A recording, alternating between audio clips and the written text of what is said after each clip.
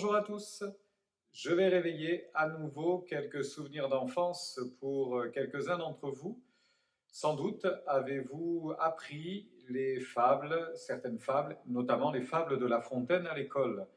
Vous vous souviendrez de la fameuse fable du loup et l'agneau. J'ai retenu, pas en intégralité, mais en grande partie, cette fable que je vais vous relire maintenant. Peut-être l'avez-vous d'ailleurs apprise par cœur et sans doute est-elle encore dans votre esprit, ce qui n'est pas mon cas, donc j'ai repris cette fable et je vous la lis. La morale de cette fable est ceci: la raison du plus fort est toujours la meilleure. Humainement parlant, il n'y a pas grand-chose à dire par rapport à cela et M. La Fontaine avait raison dans ses déductions. Il est évident que le plus fort impose sa loi et on dira qu'il a raison. À tort ou à raison, il est fort, donc il impose sa loi. La raison du plus fort est toujours la meilleure.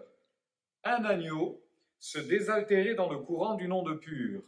Un loup survint, à jeun, et que la faim en ces lieux attirait. Qui te rend si hardi de troubler mon breuvage? Dit cet animal plein de rage. Tu seras châtié pour ta témérité. Sire, répond l'agneau, que votre majesté ne se mette pas en colère, mais plutôt qu'elle considère que je me vais désaltérant dans le courant plus de 20 pas en dessous d'elle, et que par conséquent, en aucune façon, je ne puis troubler sa boisson. Tu la troubles, et je sais que de moi, tu médis l'an passé. Comment l'aurais-je fait si je n'étais pas né? Si ce n'est toi, c'est donc ton frère.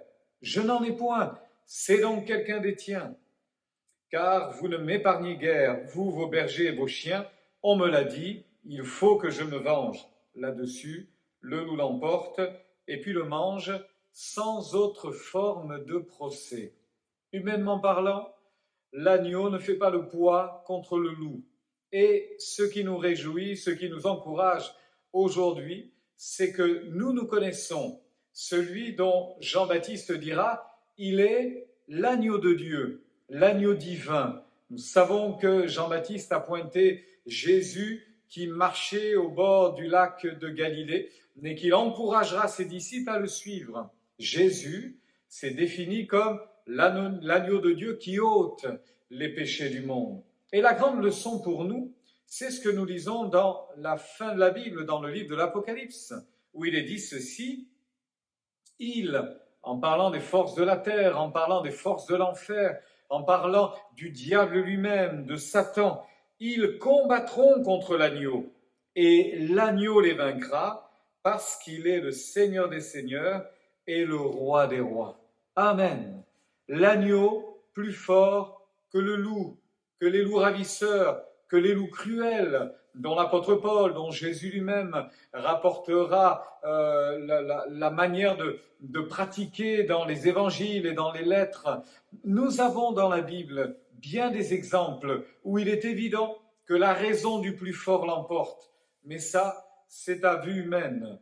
Lorsque nous regardons à l'œuvre de la croix, lorsque nous regardons à ce que Jésus a fait pour nous, nous pouvons dire aujourd'hui encore, l'agneau est plus fort.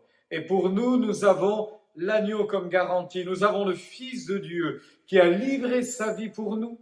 Soyez pleins d'espérance. Aujourd'hui encore, vous avez la victoire en Jésus.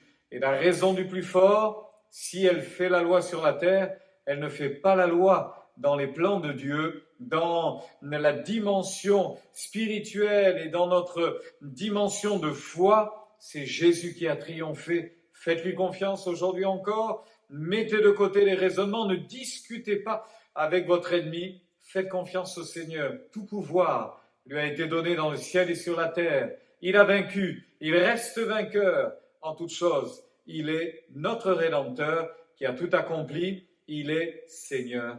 Amen.